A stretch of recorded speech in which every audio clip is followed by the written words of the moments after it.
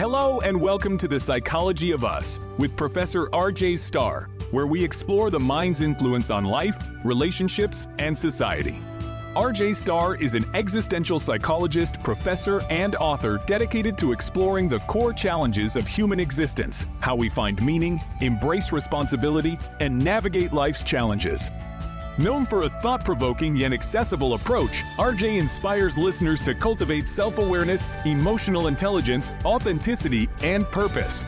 This podcast is designed for all psychology enthusiasts, practitioners, students, and anyone curious about why we think, feel, and behave the way we do. Each episode unpacks theories, explores complex questions, and offers insights that deepen understanding of the human experience. So settle in, stay curious, and discover the psychology of us. Today, we're tackling a topic that touches every single one of us: anger. You felt it. I've felt it. It's that moment when your heart races, your fists tighten, and suddenly everything feels too much.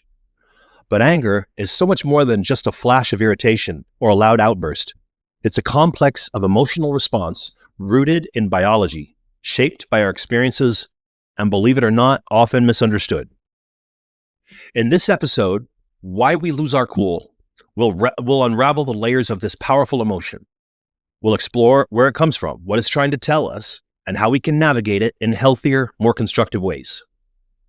Along the way, I'll share insights from psychological research, some personal experiences, and practical tools that you can use the next time you feel your temper rising.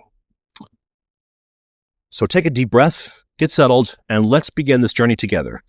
Because by the end of this episode, I hope you'll see anger not as something to fear or suppress, but as a teacher, an emotion with its own story to tell. So what is anger? Anger is a fascinating emotion, isn't it? On the surface, it seems so straightforward. Something happens, we don't like it, and we get angry. But as with most things in psychology, there's a lot more going on beneath the surface. So let's start by breaking it down. What exactly is anger? At its core, anger is an emotional response to a perceived threat or injustice. It's part of our evolutionary toolkit designed to help us survive. Imagine you're a hunter-gatherer thousands of years ago, and someone tries to steal the food you've worked hard to gather. That surge of anger? It's there to motivate you to protect what's yours. It prepares your body for action. Your heart rate increases, your muscles tense, and your mind focuses on the perceived threat. It's a survival mechanism, plain and simple. But here's the thing. Most of us are no longer living in caves, and most of us aren't facing life or death threats on a daily basis. Yet the same physiological responses that kept our ancestors alive kick in when someone cuts us off in traffic or leaves a rude comment on social media. The context has changed, sure, but our brains and bodies haven't caught up. Psychologists often describe anger as a secondary emotion, meaning it's usually a response to something deeper. Beneath the anger, there's often another feeling: hurt, fear, frustration, sometimes shame. It's like a mask that covers what we're really feeling, and understanding that is key to managing it. Let me give you an example from research. In one study, participants were placed in situations designed to frustrate them. Think slow-loading computers or unfair treatment during a game. What researchers found was that the people who scored higher in emotional intelligence were better able to recognize the underlying emotions fueling their anger.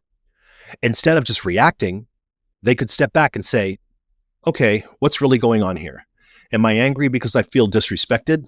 Because I'm worried about something else entirely? That self-awareness made all the difference. The idea of anger as a secondary emotion reminds me of a personal experience. Years ago, I was working on a project with a colleague, and we hit a major roadblock. I remember feeling this wave of frustration, even snapping at them in the moment. But later, when I reflected on it, I realized I wasn't angry at them at all. I was angry because I felt out of my depth, afraid I wouldn't be able to meet the expectations of the project. My anger was really about fear of failure, fear of looking incompetent. Once I recognized that, I could approach the situation with a clearer head and a little more compassion, both for myself and for my colleague. And that's the beauty of understanding anger. It's rarely about what it seems to be on the surface. By asking, what's behind this anger? We open the door to greater self-awareness and ultimately greater control over how we respond. Now, here's something else to consider. Anger doesn't just affect how we feel, it affects our bodies too. When you're angry, your brain releases a flood of stress hormones, including adrenaline and cortisol. These chemicals prepare you for fight or flight, but they also take a toll. Chronic anger that isn't addressed or resolved, has been linked to everything from high blood pressure to heart disease. So it's not just about managing your temper, it's about protecting your long-term health. As we move forward, I want you to keep this in mind. Anger is not the enemy, it's a messenger. It's trying to tell you something important about your needs, your boundaries, or your values. The challenge and the opportunity lies in how we listen to that message and what we choose to do with it. Let's dig deeper. What lies beneath that fiery exterior, and why do we sometimes explode over things that seem so small? Anger is rarely a standalone emotion. In fact, it's often a signal, a bright red flag that something else is going on inside us. The tricky part is figuring out what that something is. Think of anger like the tip of an iceberg. What you see above the surface, the raised voice, the clenched fist, the rapid heartbeat, well, that's only a fraction of the story. Below the waterline, there's an entire mass of emotions fueling that response. Fear, frustration, disappointment, or even sadness. The anger is just the part that breaks through, because for many of us, it feels safer or more socially acceptable to express than those other emotions.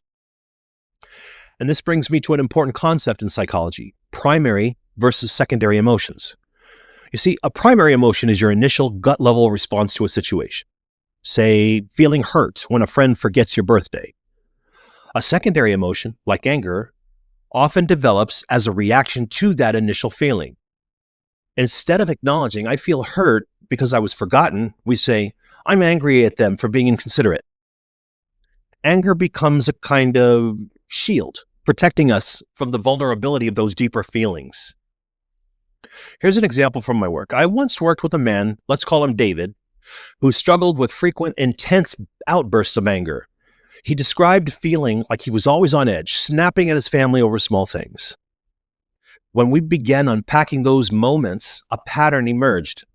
His anger was often triggered by situations that made him feel powerless or inadequate, like when his teenage son dismissed his advice, or when his wife made a decision without consulting him. Beneath the anger was a deep-seated fear of being irrelevant, of not mattering to the people he loved the most. For David, anger was a mask. It covered up feelings he wasn't ready to confront, like fear of aging and a sense of losing his identity. When we worked together to name those underlying emotions, something remarkable happened. His anger started to lose its grip. It didn't disappear entirely. That's not how emotions work, but it became easier to manage because he understood where it was coming from. So why do we default to anger instead of addressing those deeper emotions? Part of it has to do with how we've been socialized. Many of us grow up learning that certain emotions, like sadness or fear, are a sign of weakness, especially for men. Anger, on the other hand, is often framed as a show of strength or control. It's a way of saying, I'm not vulnerable, I'm in charge. But that is an illusion, isn't it? Because when we let anger dominate, we're not really in control. We're reacting. It's like being a puppet with anger pulling the strings. The true strength comes from stepping back, looking beneath the surface, and asking, what am I really feeling here? Let's talk about a famous psychological theory that helps us make sense of this. Sigmund Freud, the father of psychoanalysis, introduced the idea of defense mechanisms, ways our minds protect us from uncomfortable thoughts and feelings. Anger often serves as a defense mechanism, a way to deflect attention from the vulnerability we'd rather not face. For example, instead of admitting, I feel rejected, we lash out. Freud might call that displacement, where the anger we feel toward one thing our own insecurities perhaps, gets directed somewhere else, like our partner or a coworker. I'll share a personal story here. Early in my career, I was leading a workshop, and it didn't go as planned. I remember snapping at my colleagues afterwards, feeling irritated and short-tempered. At the time, I blamed them for not being supportive enough. But later, I realized my anger had nothing to do with them. I was frustrated with myself for not preparing as well as I should have, for not handling a difficult question gracefully. My anger was a distraction, something easier to focus on than my own feelings of inadequacy. The truth is, my friends, we all have these moments. We get angry when what we're really feeling is scared, hurt, or overwhelmed. But when we take the time to pause and dig beneath the surface, we can begin to unravel the true source of our emotions. And when we do that, anger loses its power to control us. So I want to leave you with a question to reflect on. When was the last time you were angry? And if you look beneath that anger, what else might you find? Now let's explore what pushes us to the edge, those external triggers, the internal patterns we carry, and why some of us lose our cool more easily than others. Why do some situations make us boil over while others barely cause a ripple? Well, the answer to that lies in a combination of external triggers and internal patterns. These two forces, what happens to us and what's happening inside us, work together to determine how we experience and express anger. Let's break it down. Let's start with external triggers. These are the moments that set us off, like being cut off in traffic, receiving unfair criticism, or being ignored in a meeting. On the surface, these events seem so straightforward. They're frustrating, disrespectful, or even unjust. But what makes them so potent is how we perceive them. Anger isn't just a reaction to what's happening, it's a reaction to what we think is happening. Bear with me. Imagine you're stuck in line at the grocery store. Someone cuts ahead of you, and you feel your blood pressure rise. What's really going on here? The trigger is obvious. They broke the social contract of first come, first served. But beneath that, there's probably a sense of being disrespected or overlooked. That perception, well, they think they're more important than I am. Their time is more valuable than mine. That perception fuels the anger. It's not just about the act. It's about the meaning we assign to it. Now let's shift to internal patterns. These are the emotional habits, beliefs, and unresolved experiences that shape how we respond to those external triggers. For example, if you grew up in an environment where your feelings were often dismissed, you might be especially sensitive to situations that make you feel unheard. Or if you've experienced betrayal in the past, you might find yourself overreacting to even minor breaches of trust. There's a psychological term that's useful here: emotional dysregulation. It refers to difficulty managing and responding to emotions in a balanced way. People who struggle with emotional dysregulation often find themselves reacting to small triggers with disproportionately intense anger. This isn't a character flaw. It's often the result of experiences like trauma, chronic stress, or even neurobiological factors. The good news is that with self-awareness and practice, it's something we can improve. Let me share a story that illustrates this interplay of external triggers and internal patterns.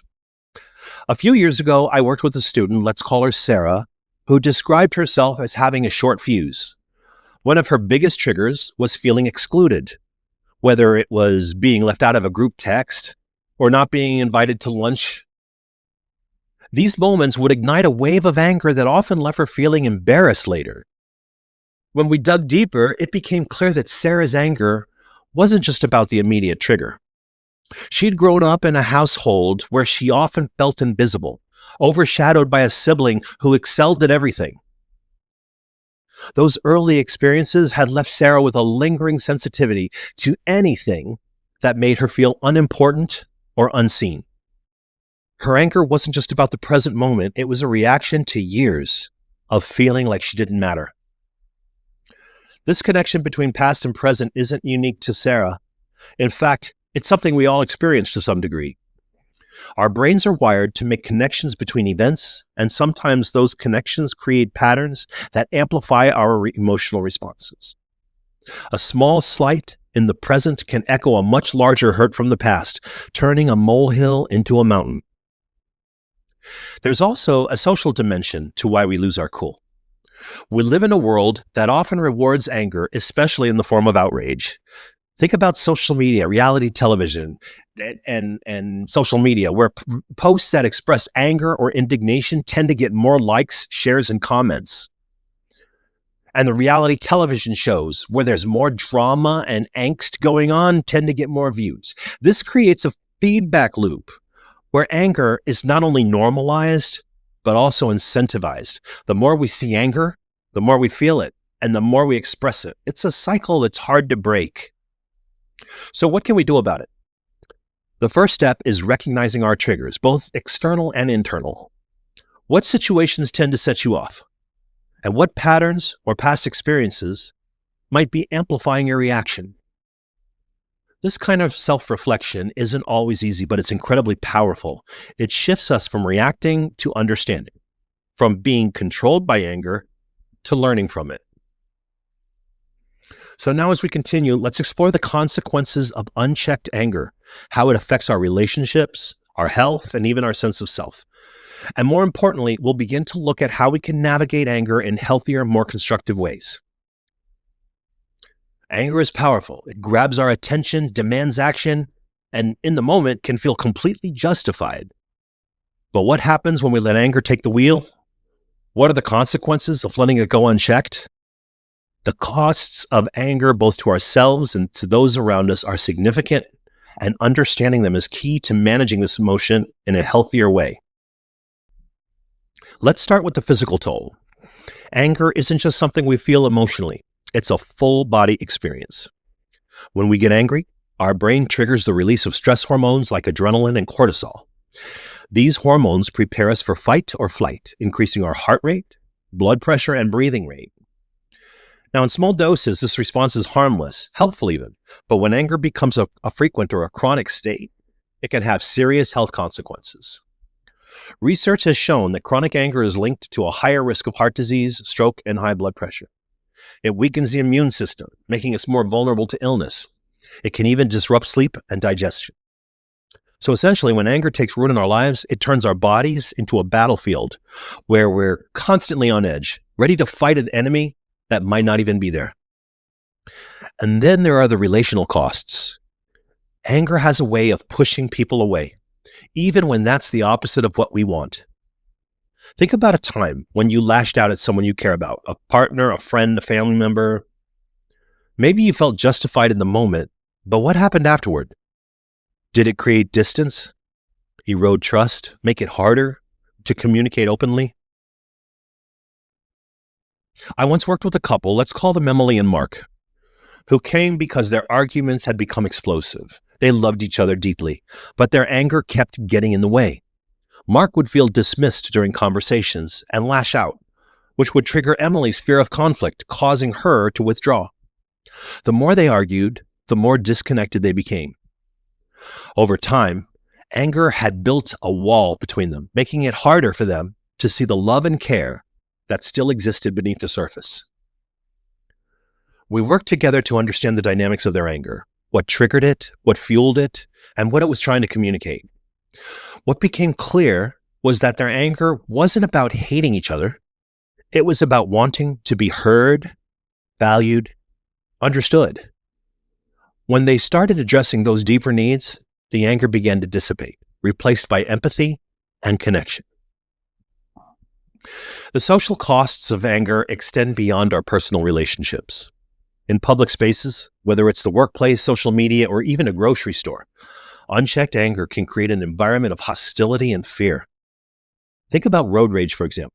One driver's anger can escalate into a dangerous situation, putting everyone on the road at risk. Or consider how anger plays out online, where outrage often spreads like wildfire.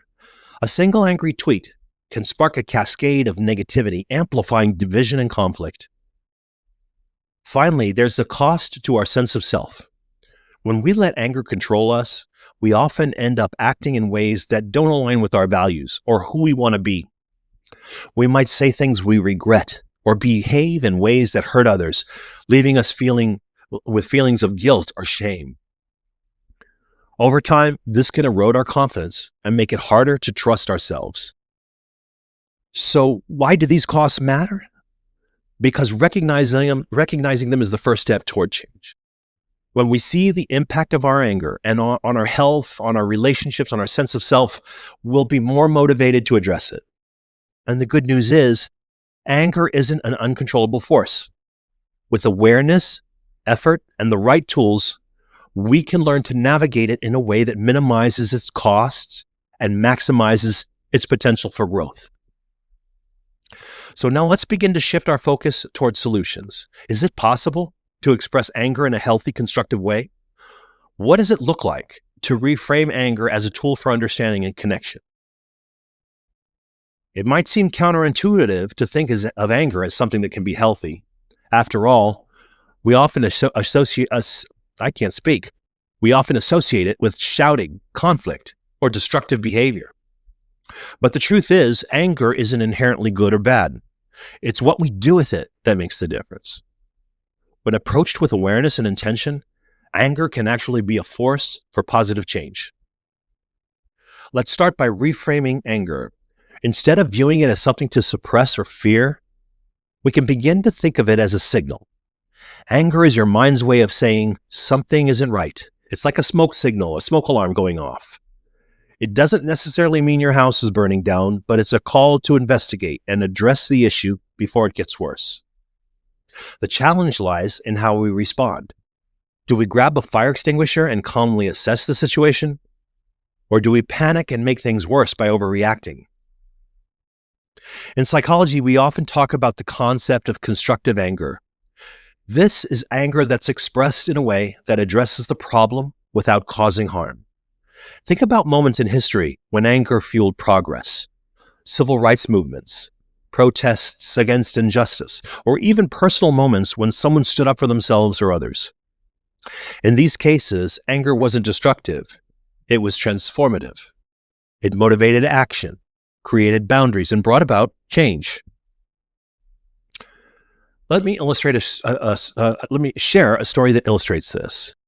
A colleague of mine, let's call her Diane, once faced a situation at work where she felt undervalued. Despite taking on extra responsibilities, her contributions were consistently overlooked. At first, she bottled up her frustration, convincing herself it wasn't worth addressing.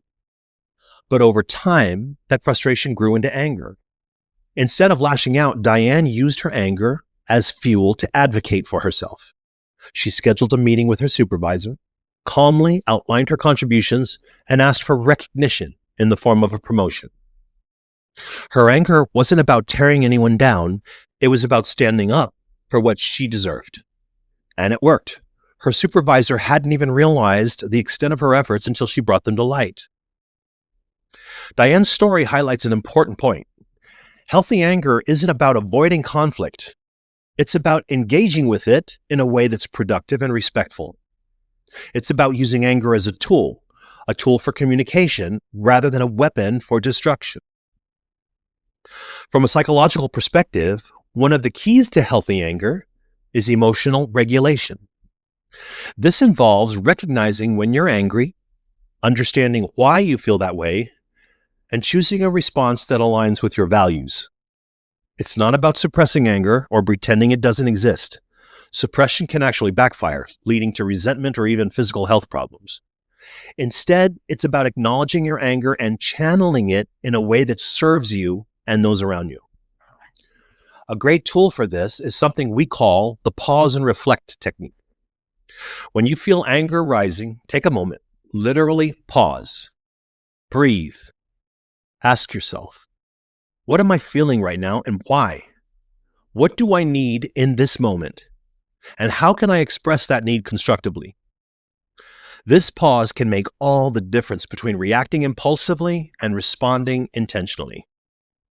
Research supports the power of this approach. Studies on mindfulness and anger management have shown that practices like deep breathing, meditation, and self-reflection can reduce the intensity of anger and increase our ability to respond thoughtfully. One study even found that mindfulness training helped participants reduce aggressive behavior and improve their relationships over time. Now, of course, this takes practice. None of us gets it right every time. I certainly don't. But the more we work on recognizing and responding to anger in a healthy way, the more we grow. And over time, we begin to see anger not as something to fear or suppress, but as an opportunity, a chance to learn about ourselves, set boundaries, and create meaningful change by clarifying our own objectives. So as we move into this next section, I'll share some practical tools and strategies you can use to manage anger constructively. Whether it's quick breathing exercise or a long-term shift in mindset, there are ways to transform anger from a force of destruction into a catalyst for growth. Managing anger isn't about avoiding it altogether. That's neither realistic nor healthy. Instead, it's about learning to navigate it in a way that aligns with who you want to be. So let's explore some tools and strategies that can help you manage anger constructively, whether it's in the heat of the moment or as part of a longer journey towards self-awareness. Let's begin with one of the simplest and most effective tools: breathing. When you're angry, your body shifts into fight or flight mode. Your heart races, your muscles tense, and your breathing becomes shallow. Slowing down your breath can interrupt this cycle, calming both your body and your mind. Try this. When you feel anger rising, take a deep breath in through your nose for a count of 4, hold it for 4, and then exhale slowly through your mouth for a count of 6. Repeat this a few times. Inhale through your nose to the count of 4, hold it to the count of 4, and exhale through your mouth for the count of 6. Repeat this a few times and you'll notice your body starting to relax. It's a small, immediate way to take back control in the moment. Another powerful tool is reframing. Anger often comes from the way we interpret a situation rather than the situation itself.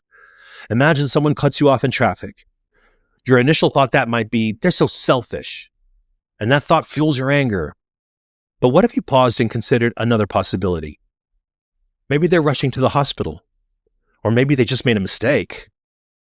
Reframing doesn't excuse bad behavior, but it helps you shift from reacting emotionally to responding with perspective.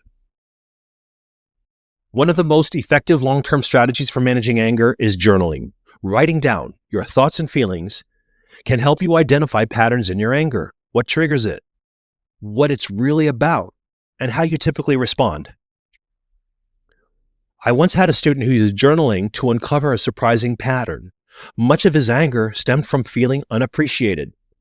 Once he recognized this, he was able to have a constructive conversation with his family and friends, turning a source of frustration into an opportunity for growth. Let's talk about mindfulness. This is a practice rooted in being fully present in the moment, observing your thoughts and emotions without judgment. Mindfulness helps you notice anger as it arises, giving you the space to choose how to respond rather than letting it take over. One of the mindfulness exercises I often recommend is the body scan. When you feel anger building, close your eyes and bring your attention to your body. Notice where you're holding tension. Is it in your jaw, your shoulders, your stomach? By focusing on these sensations, you create a buffer between the emotion and your reaction. Cognitive behavioral therapy, or CBT, offers another set of tools for managing anger. One key CBT technique is identifying and challenging hot thoughts, those immediate, automatic thoughts that fuel your anger. For example, if someone interrupts you during a meeting, your hot thought might be, they don't respect me. CBT encourages you to pause and ask, is that true? Or could there be another explanation? By questioning your assumptions, you can diffuse anger before it escalates. Now let me share something more personal. Years ago, I had a moment where anger got the better of me. I was in a tense meeting, feeling unheard, and I snapped at a colleague. Later, I felt embarrassed and disappointed in myself. But that moment became a turning point. It pushed me to explore why I'd reacted so strongly and what I could do differently next time. That self-reflection led me to some of the tools I'm sharing with you today, tools that I promise you can make a real difference. Finally, let's not underestimate the power of self-compassion. Often, anger toward others is rooted in anger towards ourselves, disappointment, regret, or frustration we haven't fully processed. When we practice self-compassion, we create space for those feelings, allowing them to soften rather than harden into anger. Treat yourself with the same kindness that you'd offer a friend. It's not easy, but it's transformative. So here's what I want you to remember. Anger is not your enemy. It's a messenger, a guide. By using these tools, breathing, reframing, mindfulness, journaling, and self-compassion, you can learn to listen to that message without letting it control you. And when you do, anger becomes less of a storm and more of a teacher. So as we wrap up, let's reflect on the journey we've taken today in this episode and how we can carry these lessons forward into our daily lives. We've started by unraveling the nature of anger, how it's hardwired into us as a survival mechanism, how it often serves as a mask for deeper emotions, and how it can take a toll on our health, relationships, and sense of self when it's left unchecked. But we've also seen that anger isn't inherently bad. In fact, when we understood and managed well, it can be a force for growth, change, and even connection. One of the most important things I hope you'll take away from today's conversation is that anger is a messenger. It's there to tell you something about your needs, your boundaries, or the parts of yourself that might need a little more care and attention. When you start to look at anger not as something to suppress or fear, but as a guide, it changes the way you relate to it. It moves from being something that controls you to something you can learn from. Remember the tools we talked about, like breathing, reframing, journaling, and mindfulness. They're not about eliminating anger. They're about creating space to pause, to reflect, and to choose how you want to respond. And in that space, there's power to act with intention rather than reaction, to communicate rather than lash out, and to grow rather than get stuck. Let me leave you with this. The next time you feel anger rising, don't rush to put it away or act on it immediately. Instead, ask yourself, what is this anger trying to tell me? Maybe it's pointing to something that needs to change. Maybe it's a reminder to set a boundary or to speak up for yourself. Or maybe it's asking you to look inward, to tend to a part of yourself that feels neglected or vulnerable. Whatever the message, take the time to listen. I also want to thank you for taking this time to reflect on such a powerful and yes, sometimes uncomfortable emotion. By listening to me, you've taken a step toward greater self-awareness, and that's no small thing. It's a journey, and like any journey, it starts with a single step. That wraps up this episode of The Psychology of Us with Professor RJ Starr. Each conversation is a step toward greater understanding of ourselves, each other, and the forces that shape human behavior. Listeners are invited to continue the conversation by sharing their thoughts, questions, and topic suggestions at profrjstarr@outlook.com. Every message helps shape future episodes, ensuring the discussions remain relevant, thought-provoking, and meaningful. For those who find value in these explorations, subscribing and leaving a review is a great way to support the podcast and bring these insights to a wider audience. Until next time, stay curious, stay thoughtful, and keep exploring the psychology of us.